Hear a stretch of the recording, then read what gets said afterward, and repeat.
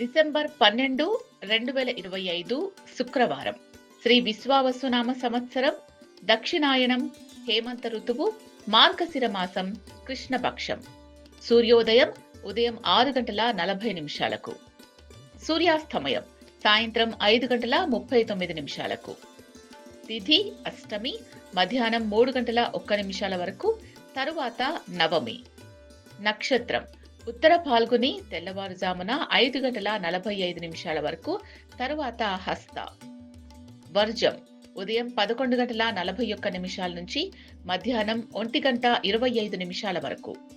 దుర్ముహూర్తం ఉదయం 8:52 నుంచి ఉదయం 9:36 వరకు, మరలా మధ్యాహ్నం 12:31 నుంచి మధ్యాహ్నం 1:15 వరకు.